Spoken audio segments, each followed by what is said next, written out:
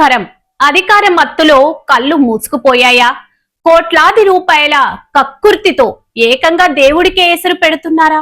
అవును, ఇప్పుడు హైదరాబాద్ గుండెకాయ లాంటి బంజారా హిల్స్ లో సాక్షాత్తు ఆ పెద్దమ్మ తల్లికే నిలువ నీడ లేకుండా చేసే భారీ కుట్ర జరుగుతుంది.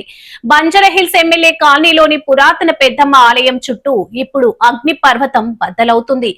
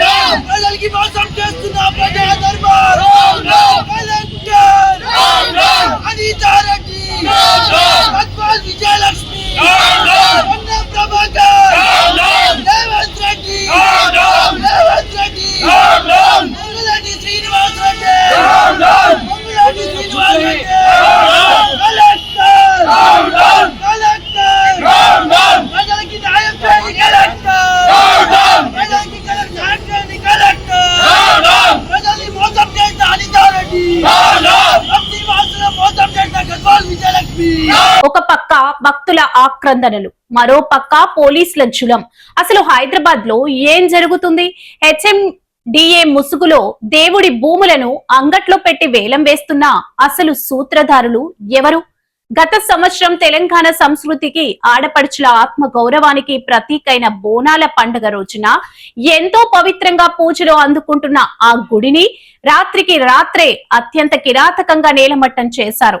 హిందువుల పండగ రోజే గుడిని కూల్చడం వెనుక ఉన్న ఆ అదృశ్య శక్తులు ఎవరు? అసలు మెజార్టీ ప్రజల మనోభావాలకు రాష్ట్రంలో విలువే లేదా అనే ప్రశ్నలు ఇప్పుడు తీవ్ర సంచలనం రేపుతున్నాయి. మా ఆలయం మాకు కావాలి, అమ్మవారి భూమి అమ్మవారికే దక్కాలి అని శాంతియుతంగా ఆందోళన చేస్తున్న భక్తుల పట్ల ప్రభుత్వం అత్యంత కఠినంగా వ్యవహరిస్తుంది. గుడి కోసం పోరాడుతున్న వారిని ఈ రోజు దారుణంగా అరెస్ట్ చేసి నాంపల్లి పోలీస్ స్టేషన్ కు తరలించారు. దొంగలను, హంతకులను పట్టుకోవాల్సిన పోలీసులు దేవుడి కోసం ప్రాధేయపడుతున్న భక్తులపై ప్రతాపం చూపించడం ఏంటని ప్రజలు మండిపడుతున్నారు. ఇప్పుడు ప్రభుత్వం HMDA అధికారులకు సూటి ప్రశ్న: దేవుడి భూములను అమ్మి ఖజానా నింపుకోవాల్సిన కర్మ ఈ రాష్ట్రానికి ఎందుకు పట్టింది? కోట్ల రూపాయల కోసం మీరు అమ్ముతున్నది భూమిని కాదు, కోట్ల మంది భక్తుల విశ్వాసాన్ని. అధికారం ఉంది కదా అని అమ్మవారితోనే ఆటలాడితే రేపు ఆ అగ్ని జ్వాలల్లో కాలిపోక తప్పదంటూ భక్తులు హెచ్చరిస్తున్నారు. అసలు భూముల వేలం వెనుక ఉన్న ఈ రియల్ ఎస్టేట్ బడా బాబులు ఎవరు? అరెస్ట్ అయిన భక్తులను విడుదల చేసి ఆ పాత పెద్దమ్మ ఆలయాన్ని తిరిగి అక్కడే నిర్మిస్తారా, లేక వివాదాన్ని మరింత రాజుకొనిస్తారా? వేచి చూడాలి. ఇలాంటి మరిన్ని వార్తల కోసం చూస్తూనే ఉండండి News9 TV.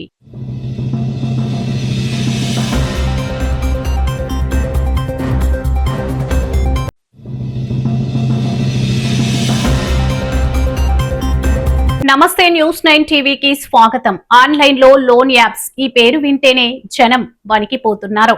ప్రాణాల మీదకు తెస్తున్న ఈ సైబర్ రాక్షసుల ఉచ్చులో పడి మరో నిండు ప్రాణం కాల్లో కలిసిపోయింది. కానీ ఇక్కడే ఒక మైండ్ బ్లాంక్ అయ్యే ట్విస్ట్. యువతి నిజంగానే లోన్ యాప్ వేధింపులు భరించలేక ఉరికొయ్యకు వేలాడిందా, లేక ఆ వేధింపుల ముసుగులో కట్టుకునేవాడే కాలయముడిగా మారాడా? మేడ్చల్ జిల్లా మల్కాజ్గిరి పరిధిలో ఒక్కసారిగా ఉలిక్కి పడేలా చేసిన ఈ సంచలన ఘటనలో వెలుగులోకి వస్తున్న షాకింగ్ నిజాలేంటి? అసలు నేరేడ్మెట్ ఫ్లాట్ నెంబర్ 303లో నిన్న ఉదయం ఏం జరిగింది చూద్దాం ఈ రిపోర్ట్ లో. హైదరాబాద్ శివారు మేడ్చల్ జిల్లా మల్కాజ్గిరి పరిధిలో ఈ ఘటన తీవ్ర కలకలం రేపుతుంది.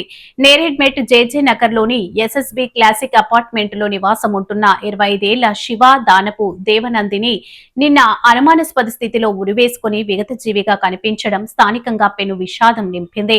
కృష్ణా జిల్లా గణపవరం గ్రామానికి చెందిన దేవనందిని పశ్చిమ గోదావరి జిల్లా ద్వారకా తిరుమలకు చెందిన రేవంత్ కుమార్ ను 2022 నవంబర్ 8న ప్రేమించి పెళ్లి చేసుకున్నారు. చేసుకుంది. గత 3 ఏళ్లుగా ఈ జంట జేజే నగర్ లో ఫ్లాట్ నెంబర్ 303లో ఉంటూ ప్రైవేటు ఉద్యోగాలు చేసుకుంటూ జీవిస్తున్నారు.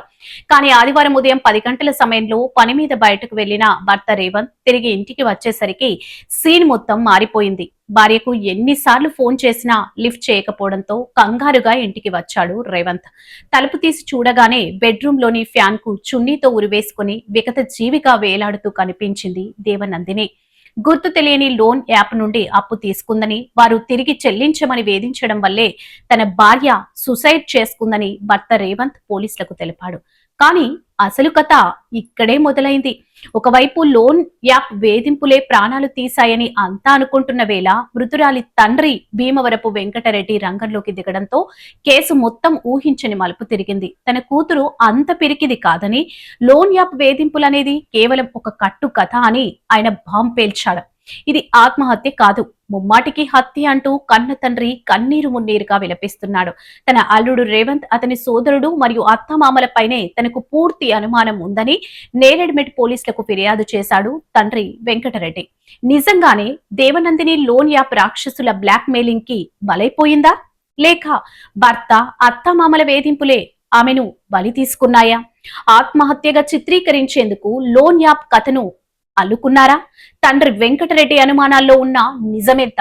ప్రస్తుతం నేరేడ్మెట్ పోలీసులు ఈ సంచలన కేసును నమోదు చేసి ప్రతి కోణంలో దర్యాప్తు వేగవంతం చేశారు. పోస్ట్ మార్టం రిపోర్ట్ మరియు కాల్ డేటా ఆధారంగా ఈ మిస్టరీ డెత్ వెనుక ఉన్న అసలు నిజాలు త్వరలోనే బయటపడే అవకాశం ఉంది. ఈ కేసుకు సంబంధించిన మరిన్ని అప్డేట్స్ ఎప్పటికప్పుడు అందిస్తూనే ఉంటాం. చూస్తూనే ఉండండి న్యూస్9 టీవీ.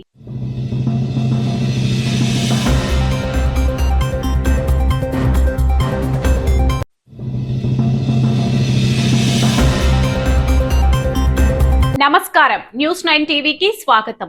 రసాయన ఎరువుల వాడకాన్ని తగ్గించి రైతులను ప్రకృతి వ్యవసాయం వైపు ప్రోత్సహించేలా బీజేపీ కిసాన్ మోర్చా కీలక అడుగు వేసింది. కేంద్రంలో నరేంద్ర మోడీ గారి ప్రభుత్వం ఏర్పడి 12 సంవత్సరాల పూర్తవుతున్న సందర్భంగా దేశవ్యాప్తంగా కూడా అనేకమైనటువంటి కార్యక్రమాలు నిర్వహించడం జరుగుతున్నది. అందులో భాగంగా ఈ నెల 11వ తారీఖు నాడు జమ్మికుంటలోని కృషి విజ్ఞాన కేంద్రంలో ప్రకృతి వ్యవసాయంపై రైతులకి అవగాహన కల్పించేందుకోసం రైతు సమ్మేళన కార్యక్రమాన్ని నిర్వహించడం జరుగుతున్నది. ఉదయం 10 గంటలకి ఒక రైతు సమ్మేళన కార్యక్రమం ఏర్పాటు చేయడం జరుగుతున్నది. దీనికి ముఖ్య అతిథిగా కేంద్ర మంత్రివర్యులు బండి సంజయ్ కుమార్ గారు దీనికి హాజరవుతున్నారు. అదేవిధంగా దీనిపై అవగాహన కల్పించేందుకోసం ఒక కృషి విజ్ఞాన కేంద్రంలోని ఈ శాస్త్రవేత్తలు, రైతు శాస్త్రవేత్తలు వీళ్ళందరూ కూడా అవగాహన కల్పించి ఈ ప్రకృతి వ్యవసాయాన్ని ప్రోత్సహించేందుకోసం ఈ కార్యక్రమాన్ని ఏర్పాటు చేయడం జరిగింది. దీనిలో పెద్ద ఎత్తున రైతులంతా కూడా పాల్గొని ఈ రైతు సమ్మేళనాన్ని విజయవంతం చేయాల్సిందిగా ఈ హుజరాబాద్ ప్రాంత రైతులు, అదేవిధంగా కరీంనగర్ జిల్లా రైతులందరూ కూడా విజ్ఞప్తి చేస్తున్నాము. దీన్ని విజయవంతం చేద్దాం, మనం ప్రకృతి వ్యవసాయాన్ని ప్రోత్సహిద్దామని చెప్పి ఈ సందర్భంగా తెలియజేస్తున్నాం. ఇదంతా కూడా 11వ తారీఖు నాడు ఉదయం 10 గంటలకు కృషి విజ్ఞాన కేంద్రంలో జరిగేటువంటి ఈ కార్యక్రమంలో పాల్గొనాల్సిందిగా మరొకసారి విజ్ఞప్తి చేస్తున్నాం. ఈ నెల 11వ తేదీన కరీంనగర్ జిల్లా జమ్మికుంటలో భారీ రైతు సమ్మేళనం నిర్వహించేందుకు సన్నద్ధమైంది. ఈ కార్యక్రమానికి ముఖ్య అతిథిగా కేంద్ర మంత్రివర్యులు బండి సంజయ్ కుమార్ హాజరు కానున్నారు. దీనికి సంబంధించిన సన్నాహక సమావేశ వివరాలు ఇప్పుడు చూద్దాం. పెట్టుబడి లేని ప్రకృతి వ్యవసాయం ద్వారా భూసారాన్ని కాపాడడంతో పాటు ప్రజలకు ఆరోగ్యకరమైన ఆహారాన్ని అందించాలన్న లక్ష్యంతో బీజేపీ కిసాన్ మోర్చా దేశవ్యాప్తంగా అవగాహన కార్యక్రమాలు చేపడుతుంది. ఇందులో భాగంగానే ఈ నెల 11న జమ్మికుంట కృషి విజ్ఞాన కేంద్రంలో రైతు సమ్మేళనం ఏర్పాటు చేశారు. ఈ కార్యక్రమాన్ని విజయవంతం చేయడం కోసం జమ్మికుంటలో స్థానిక బీజేపీ నేతలతో సన్నాహక సమావేశం నిర్వహించారు. ఈ భేటీలో పాల్గొన్న బీజేపీ జిల్లా అధ్యక్షుడు గంగాడి కృష్ణారెడ్డి మాట్లాడుతూ రైతులు పురుగుల మందుల వాడకాన్ని తగ్గించి నేచురల్ ఫార్మింగ్ వైపు అడుగులు వేయాలని కోరారు. కేంద్ర మంత్రి బండి సంజయ్ కుమార్ ముఖ్య అతిథిగా హాజరవుతున్న ఈ రైతు సమ్మేళనానికి జిల్లాలోని రైతులు, వ్యవసాయ అనుబంధ రంగాలు వారు, బీజేపీ నాయకులు, కార్యకర్తలు భారీ సంఖ్యలో తరలి రావాలని ఆయన పిలుపునిచ్చారు. ఈ సన్నాహక సమావేశంలో బీజేపీ పట్టణ మండల అధ్యక్షులు కొలగాని రాజు, రమేష్ యాదవ్, ఇల్లందుకుంట హుజూరాబాద్ అధ్యక్షులు వెంకట రమణారెడ్డి, తూర్పాటి రాజు, కొండలరెడ్డితో పాటు జిల్లా ప్రధాన కార్యదర్శి మాడా వెంకటరెడ్డి, ఇతర ముఖ్య నాయకులు, యువమోర్చా ప్రతినిధులు పాల్గొన్నారు. అదండి పెట్టుబడి లేని వ్యవసాయ ఆరోగ్యకరమైన ఆహారం లక్ష్యంగా ఈ నెల 11న జమ్మికుంటలో జరగనున్న రైతు సమ్మేళనాన్ని విజయవంతం చేయాలని బీజేపీ శ్రేణులు కోరుతున్నారు. మరిన్ని వార్తా విశేషాలతో మళ్ళీ కలుద్దాం. చూస్తూనే ఉండండి News9 టీవీ. నమస్కారం.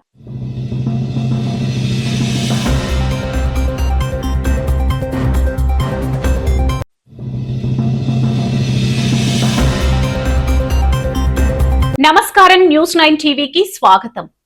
పల్నాడు జిల్లా ఇప్పుడు నెత్తురోడుతుంది. పల్లెల్లో గంజాయి ఏరులై పారుతుంది అనడానికి ఇంతకంటే పచ్చి నిదర్శనం మరొకటి లేదు.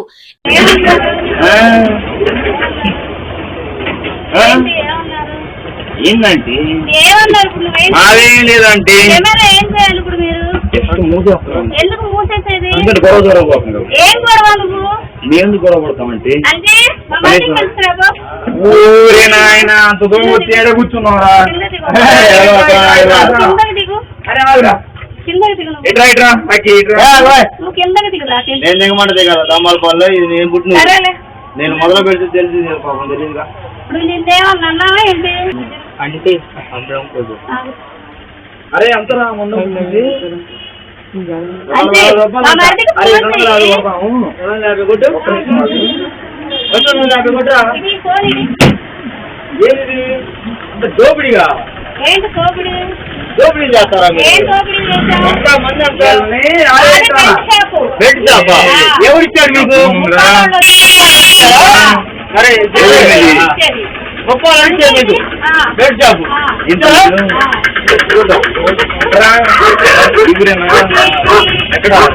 టెంపుల్ ఏ టెంపుల్? రాంసియా టెంపుల్. రాంసియా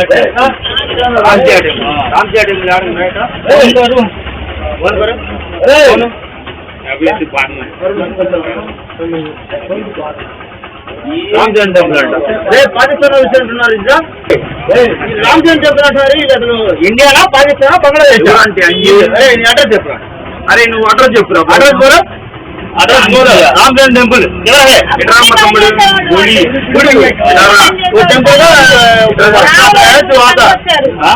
టెంపుల్ కా వర్క్ आता है तो आता ఎట్లా గుడి కట్టేవాళ్ళు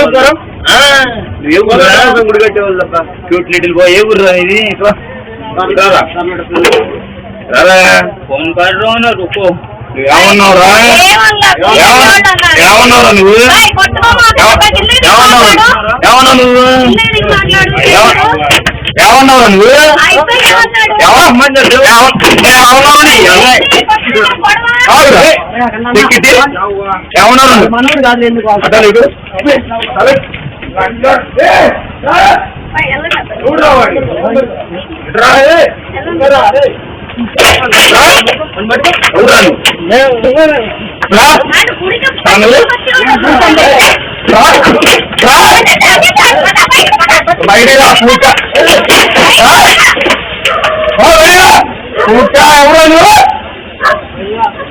ఏంటరా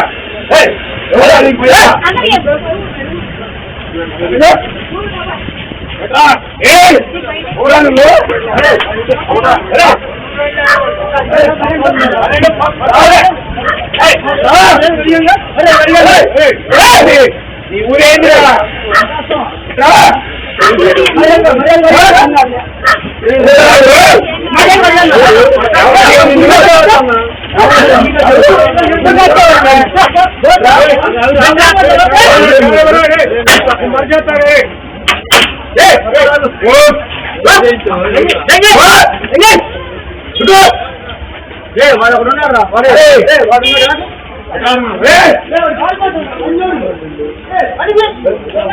రామ్ గారు గుడి కట్టినారు కొత్తగా. ఆ జాతి ఇంటి రావడానికి వచ్చి బాగుంది. అలా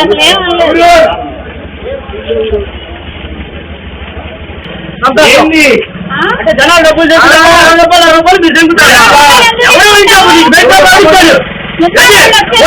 నేను చూపిస్తా. బెడ్ షాప్ ఓడిచాడు మీకు.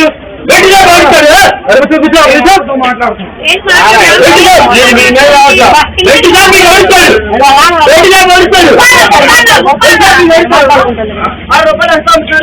రూపాయలు తాగుతున్నారు? దేవుడి గుడి కట్టడానికి వచ్చిన ఓ వలస కూలీపై గంజాయి మత్తులో ఉన్న కొందరు మృగాలు అమానుష్యంగా విరుచుకుపడ్డారు. అయ్యా, నేను రామాలయ నిర్మాణానికి వచ్చాను, వదిలేయండి అని ఆ కార్మికుడు ప్రాధేయపడినా కనికరించలేదు. రక్తం వచ్చేలా విచక్షణ రహితంగా దాడి చేశారు. అడ్డుకోబోయిన మహిళపైన వాగ్వాదానికి దిగి వీరంగా సృష్టించారు. అయితే ఈ ఘటనలో ఒక సంచలన విషయం ఇప్పుడు రాష్ట్ర వ్యాప్తంగా రాజకీయ దుమారం రేపుతుంది. ఆ దాడికి పాల్పడిన యువకులు మరెవరో కాదు, జనసేన పార్టీ కార్యకర్తలే అని స్థానికులు బాంబ్ పేల్చారు. అసలు సత్తెనపల్లి నియోజకవర్గం దమ్మాలపాడులో ఏం జరుగుతుంది? ఈ దృశ్యాలు చూస్తుంటే ఎవరికైనా రక్తం మరిగిపోతుంది. రామాలయం నిర్మించడానికి వేరే ప్రాంతం నుంచి వచ్చిన ఓ నిరుపేద వలస కూలి వీరికేం పాపం చేశాడు? గంజాయి మత్తు నరాలకు ఎక్కి విచక్షణ కోల్పోయి పశువుల్లా దాడి చేశారు. స్థానికులు చెబుతున్నట్లు ఆ దాడి చేసిన గంజాయి బ్యాచ్ నిజంగానే జనసేన కార్యకర్తలేనా? ఒకవేళ అదే నిజమైతే పవన్ కళ్యాణ్ పార్టీలో ఇలాంటి గంజాయి రౌడీ మూకలకు స్థానముందా? దేవుడి గుడి కట్టే వాళ్లపైనే దాడులు చేసే సంస్కృతిని పార్టీ నాయకత్వం ప్రోత్సహిస్తుందా? పోలీసుల నిఘా ఏమైంది? గ్రామానికి వచ్చిన వలస కూలీల ప్రాణాలకు రక్షణ కరువైతే ఇక గుళ్ళు కట్టేదెవరు? దొమ్మలపాడులో జరిగిన ఈ దారుణ ఘటనపై పల్నాడు జిల్లా పోలీసులు ఏం సమాధానం చెబుతున్నారు? ఈ గంజాయి బ్యాచ్ వెనుక ఉన్న పొలిటికల్ బాస్లెవరు? మరిన్ని సంచలన వివరాలు ఎప్పటికప్పుడు మీకు అందిస్తూనే ఉంటాం, చూస్తూనే ఉండండి న్యూస్9 టీవీ.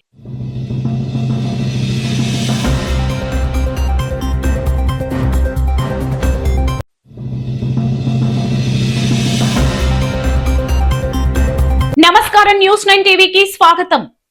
కన్నెర్ర చేసే క్రైమ్ అప్డేట్స్ కి స్వాగతం. ఈ రోజు రాష్ట్ర వ్యాప్తంగా ఒళ్ళు గగ్గురు పొడిచే ఒక సంచలన నిజం వెలుగులోకి వచ్చింది.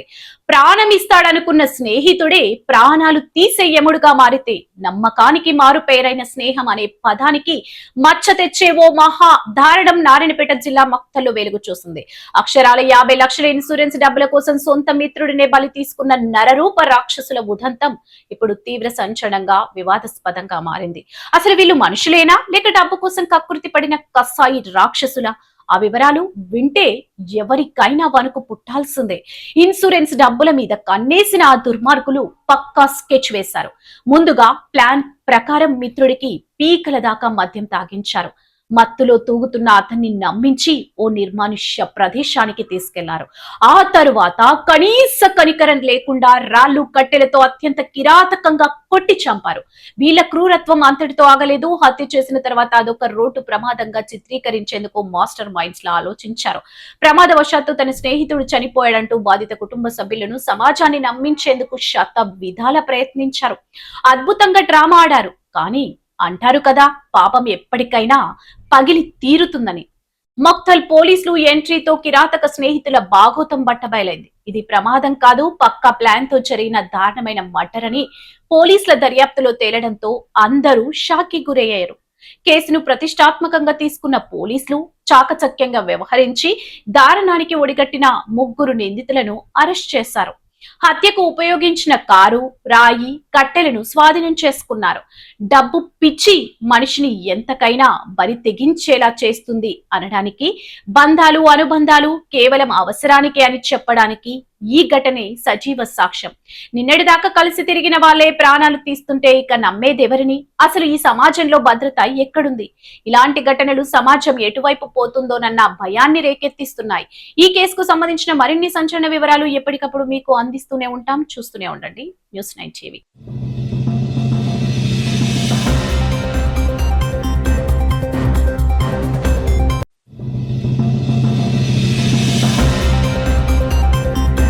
నమస్కారం, న్యూస్9 టీవీకి స్వాగతం. దొరికితే దొంగలు, లేకుంటే దొరలు. కానీ ఈ రోజు ముసుగు వేసుకున్న 2 బడా అవినీతి తిమింగలాలు ఏసీబీ అధికారులకు అడ్డంగా దొరికిపోయారు. ఒకరు మన హైదరాబాద్ మాదాపూర్ లో అయితే ఇంకొకరు ఏపీలోని కాకినాడలో. వీళ్ళ ఆస్తుల చిట్టా చూస్తే ఏందిరాబాయ్, పబ్లిక్ పైసల్ని ఇట్లా దోచుకున్నారు అని మైండ్ బ్లాంక్ అవ్వాల్సిందే. అసలు ముచ్చటేందో చూద్దాం. ముందుగా మన హైదరాబాద్ లోని మాదాపూర్ ముచ్చట చూస్తే ఆర్ఎన్బి డిఎన్సి మోహన్ నాయక్ మీద పొద్దుగాల నుండే ఏసీబీ అధికారులు దాడులు చేసిండ్రు. ఈయన మామూలుడు కాదు, ఏకంగా కోట్లలో ఆస్తులు కూడబెట్టినట్టు పక్క ఇన్ఫర్మేషన్ తోనే ఏసీబీ రంగంలోకి దిగింది. సోదాలు ఇంకా నడుస్తూనే ఉన్నాయి. అవినీతి బాగోతం వెనుక ఇంకెంత పెద్ద తలకాయలున్నాయో, ఇదెంత దూరం పోతుందో చూడాలి. ఇక అసలు సినిమా ఇప్పుడు చూద్దాం. పనిచేసేది సీనియర్ అసిస్టెంట్, కానీ బతుకు మాత్రం 100 కోట్లకు పడగలెత్తిన అవినీతి మహారాజు లెక్క. ఏపీ కాకినాడ కలెక్టరేట్ లో పనిచేస్తున్న చోడవరపు శివరాం కుమార్ ఈయన గారి ఆస్తుల చిట్టా చూసి ఏసీబీ అధికారులకే ఫ్యూజులు ఎగిరినాయి. ఒకేసారి 4 చోట్ల దాడులు చేస్తే సుమారు 20 కోట్లకు పైగా ఆస్తులు బయటపడ్డాయి. జర ఆగుండ్రి, ఇవి కేవలం డాక్యుమెంట్ల ప్రకారం మాత్రమే. మార్కెట్ రేటు చూస్తే ఆ లెక్క ఎక్కడికో పోతది. కాకినాడలో 1,24 లక్షల ఫ్లాట్, రామారావుపేటలో 1,20 లక్షల ఖాళీ స్థలం, ఇక పెల్లాం పేరు మీద కాకినాడలో మరో 1,77 లక్షల ఫ్లాట్, కోటపాడులో వ్యవసాయ భూములు. ఇదంతా ఒక్కెత్తైతే మన హైదరాబాద్ కొండాపూర్లో ఏకంగా 3,04 లక్షల విలువైన లగ్జరీ ఫ్లాట్ కూడా కొనే పడేసిండ్రు. వాహనాలు చూస్తే మస్తు షాక్ అవుతారు. ఇంటి ముందు Toyota, Fortuner, Mahindra BE6 electric, Mahindra Thar Roxx, ఇవి మాత్రమే ₹1,00,00,000 పైగా ఉంటాయి. ఇవి కాకుండా ఇంట్లో 700 గ్రాముల బంగారం, 27 లక్షల విలువైన గృహోపకరణాలు, ఖరీదైన ల్యాప్టాప్లు, మొబైల్స్. రాజమహేంద్రవరం ఏసీబీ రేంజ్ అధికారులు ఏకకాలంలో చేసిన ఈ దాడుల్లో ఇంకెన్ని కోట్ల ఆస్తులు బయటపడతాయో అని జనాలు నోరెళ్లబెట్టిండ్రు. ప్రజలకి సేవ చేయాల్సిన నోళ్లు ఇలా పబ్లిక్ సొమ్మిని అప్పనంగా మింగేసే జల్సాలు చేస్తుండ్రు. ప్రభుత్వ ఆఫీసులకు పోవాలంటేనే జనం భయపడే పరిస్థితి తీసుకొచ్చారు. దొరికినోళ్లకు ఇద్దరైతే దొరకని దొంగలు ఇంకెంతమంది ఉన్నారు? ఈ బడాబాబుల అవినీతి మీద, ఏసీబీ దాడుల మీద మీరేమనుకుంటున్నారో కింద కామెంట్ సెక్షన్ లో చెప్పండి. మరిన్ని సంచలన వార్తలతో మళ్ళీ కలుద్దాం. చూస్తూనే ఉండండి News9 టీవీ. నమస్కారం.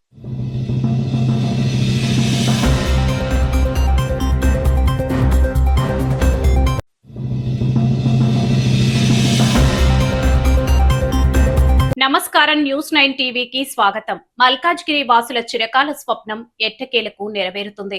సికింద్రాబాద్ మల్కాజ్గిరి మార్గంలో ఏళ్ల తరబడి నరకం చూస్తున్న వాహనదారులకు ఇది నిజంగా గుడ్ న్యూస్. విచ్చేసిన కాంగ్రెస్ కుటుంబ సభ్యులందరికీ నమస్కారాలు.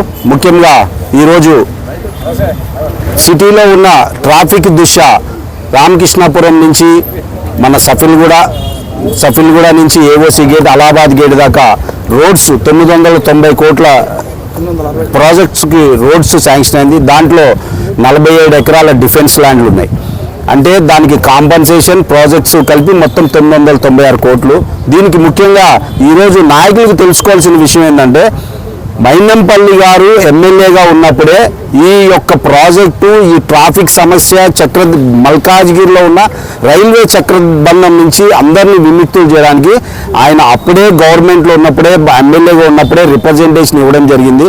అప్పుడు జిహెచ్ఎంసీ అధికారులు 60 లక్షలు పెట్టి దాన్ని సర్వే చేయడం జరిగింది. ఏటు నుంచి ఎటు రోడ్డు, ఎటు వెళ్తే మనకి ఇది అనేది. రామకృష్ణ బ్రిడ్జ్ మీద నుంచి లెఫ్ట్ సైడ్ సఫిల్గూడకి ఇచ్చి, సఫిల్గూడ నుంచి ఈ ఉత్తమ్ నగర్లో ఉన్న 100 ఫీట్ రోడ్లోంచి అలహాబాద్ గేట్లోంచి మనకి సికింద్రాబాద్కి అటాచ్ చేయడం జరిగింది.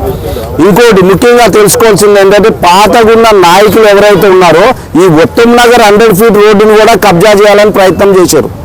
కొంతమంది మార్కెట్ కావాలన్నారు, కొంతమంది కమిటీ హాల్ కట్టాలని ప్రయత్నం చేస్తే అదే మాజీ ఎమ్మెల్యే గారు మైనంపల్లి హనుమంతరావు అడ్డుపడి, ఇది మనం డిఫెన్స్ కోసము, డిఫెన్స్ అప్రోచ్ రోడ్డు కోసం ఈ 100 ఫీట్ మనకి ఇది ఉన్నది, మీరు ఇట్లాంటి అన్ని కార్యక్రమాలు పెట్టకండి.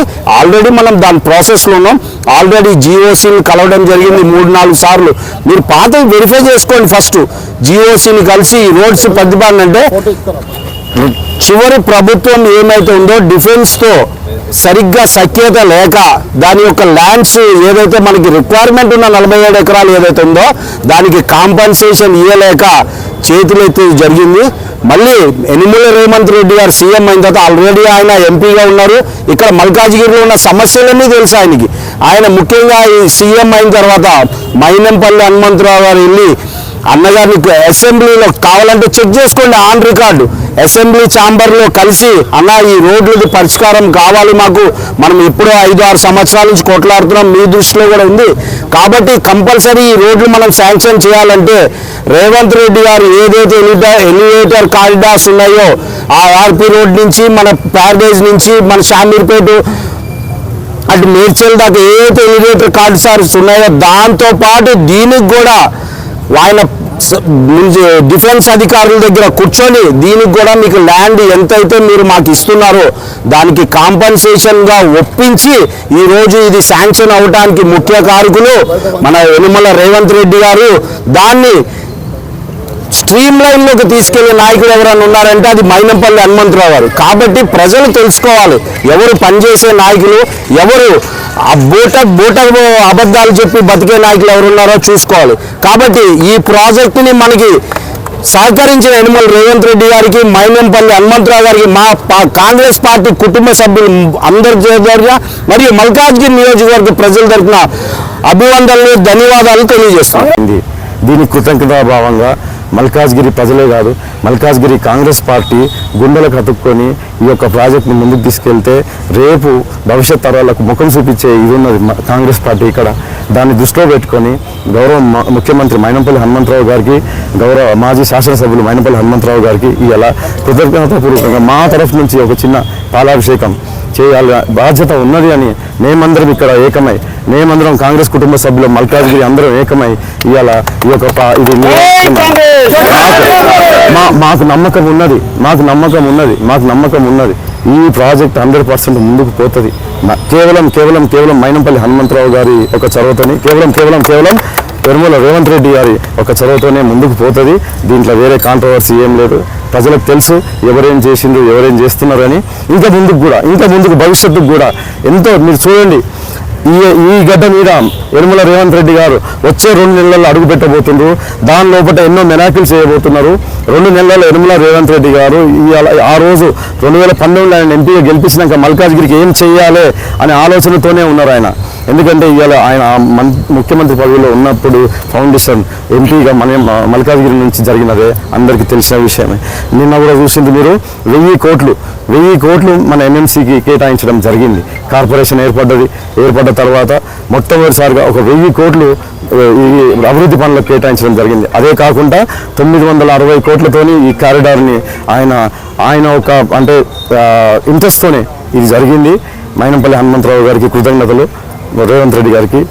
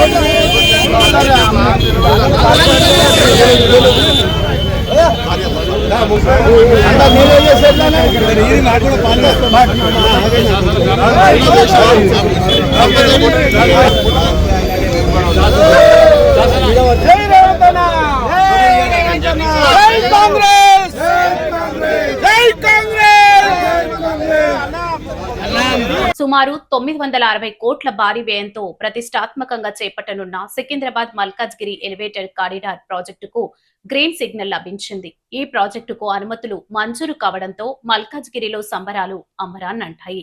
కాంగ్రెస్ శ్రేణులు, స్థానిక ప్రజలు ఆనందంలో మునిగిపోయారు. ఉత్తమ్ నగర్ చౌరస్తాలో పండగ వాతావరణం నెలకొంది. ఈ ప్రతిష్టాత్మక ప్రాజెక్టు సాధనలో కీలక పాత్ర పోషించిన ముఖ్యమంత్రి రేవంత్ రెడ్డి, అలాగే మాజీ ఎమ్మెల్యే మైనంపల్లి హనుమంతరావుల చిత్రపటాలకు కాంగ్రెస్ నాయకులు భారీ ఎత్తున పాలాభిషేకం నిర్వహించారు. ఒకరికొకరు స్వీట్లు తినిపించుకుంటూ జై కాంగ్రెస్ నినాదాలతో హోరెత్తించారు. ఈ ప్రాజెక్టు పూర్తయితే మల్కాజ్గిరి టు సికింద్రాబాద్ మార్గంలో ట్రాఫిక్ కష్టాలకు శాశ్వత చెక్ పడినట్లే. ముఖ్యంగా కంటోన్మెంట్ పరిధిలోని రైల్వే క్రాసింగ్ల దగ్గర, జంక్షన్ల దగ్గర గంటల తరబడి పడిగాపులు కాయాల్సిన అవసరం ఇక ఉండదు. ఉత్తర ఈశాన్య హైదరాబాద్ ప్రాంతాలకు అద్భుతమైన కనెక్టివిటీ ఏర్పడనుంది. వేలాది మంది ఉద్యోగులు, విద్యార్థులు, సామాన్య ప్రజల ప్రయాణ సమయం ఆదా కానుంది అని స్థానిక నాయకులు ఆనందం వ్యక్తం చేస్తున్నారు. మరి ఈ సంబరాలకు సంబంధించిన మరింత సమాచారాన్ని, అక్కడి గ్రౌండ్ జీరో పరిస్థితులను మన రిపోర్టర్ ప్రత్యక్షంగా అందిస్తారు. మరిన్ని సంచలన వార్తలతో మళ్ళీ కలుద్దాం. చూస్తూనే ఉండండి News9 TV. నమస్కారం.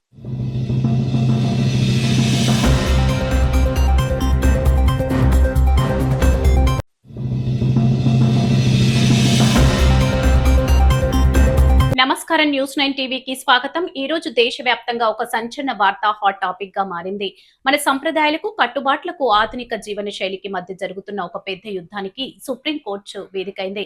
పెళ్లికి ముందే లైంగిక సంబంధం మన సమాజంలో ఇదొక టాబు. దీని గురించి బయటకు మాట్లాడాలంటేనే జంకుతారు. కానీ ఇదే విషయంపై సుప్రీంకోర్టు చేసిన వ్యాఖ్యలు ఇప్పుడు దేశవ్యాప్తంగా పెనుదుమారం రేపుతున్నాయి. అసలు స్వర్ణోత్తన న్యాయస్థానం ఏం చెప్పిందంటే పెళ్లికి ముందు శృంగారం నేరం కాదట. పెళ్లి చేసుకుంటేనే నమ్మించి శారీరకంగా కలిసి ఆ తర్వాత ముఖం చాటేస్తే అది అత్యాచారం కిందికి రాదా? చట్టం ఏం చెబుతుంది? వీక్షకులారా జాగ్రత్తగా వినండి. పరస్పర అంగీకారంతో పెళ్లి ముందే శారీరకంగా కలవడం చట్టపరంగా నేరం కాదు అని సుప్రీంకోర్టు పలు కేసులు కుంటబద్దలు కొట్టింది. అంతేకాదు, ఇక్కడ మరో వివాదాస్పదమైన పాయింట్ కూడా ఉంది. పెళ్లి చేసుకుంటానని ప్రామిస్ చేసి శారీరకంగా కలిసినంత మాత్రాన ఆ తర్వాత ఏవైనా కారణాల వల్ల పెళ్లి చేసుకోలేకపోతే ఆ లైంగిక సంబంధాన్ని అత్యాచారమని గుడ్డిగా ముద్ర వేయలేమని న్యాయస్థానం స్పష్టం చేసింది. దీంతో ఇప్పుడు మన సమాజంలో ఒక పెద్ద డిబేట్ మొదలైంది. అసలు ఒకేసారి పెళ్లి ప్రస్తావన తెచ్చి శారీరకంగా వాడుకున్న తర్వాత సారీ మన జాతకాలు కలవలేదు, మా ఇంట్లో ఒప్పుకోలేదు అంటూ వదిలేస్తే మోసపోయిన యువతుల పరిస్థితి ఏంటి? పరస్పర అంగీకారం పేరుతో ప్రేమ ముసుగులో జరిగే ఈ మోసాలకు బాధ్యులెవరు? ఈ తీర్పుపై దేశవ్యాప్తంగా భిన్న అభిప్రాయాలు వ్యక్తమవుతున్నాయి. ఇది మన భారతీయ సంస్కృతిని, కుటుంబ వ్యవస్థను నాశనం చేస్తుందని, యువతను తప్పుదారి పట్టిస్తుందని కొందరు సంప్రదాయవాదులు మండిపడుతున్నారు. చట్టం పేరుతో ఇలాంటి వాటికి లైసెన్స్ ఇస్తారా అని ప్రశ్నిస్తున్నారు. కానీ మరోవైపు ఇద్దరు మేజర్లు తమ ఇష్టపూర్వకంగా తీసుకునే నిర్ణయాలను నేరంగా ఎలా పరిగణిస్తాం? ప్రతి బ్రేకప్ ను రేప్ కేసుగా మార్చలేం కదా అని మోడర్న్ సొసైటీ వాదిస్తుంది. చట్టం ఎప్పుడు సాక్ష్యాలను చూస్తుంది, కానీ సమాజం నైతికతను చూస్తుంది. సుప్రీంకోర్టు వ్యాఖ్యలు చట్టపరంగా కరెక్ట్ కావచ్చు, కానీ మన భారతీయ సాంప్రదాయాల ప్రకారం కరెక్టేనా? ప్రేమ పేరుతో జరిగే శారీరక కలయికలు నేరం కాదంటే భవిష్యత్తులో మన యువత ఎటువైపు ప్రయాణిస్తుంది? ఈ సంచలన విషయంపై మీ అభిప్రాయం ఏంటి? ఇది చట్టబద్ధమైన హక్కా లేక సంస్కృతిపై దాడా? కామెంట్స్ లో మీ వాయిస్ ని వినిపించండి. మరిన్ని అప్డేట్స్ కోసం చూస్తూనే ఉండండి న్యూస్ 9 టీవీ.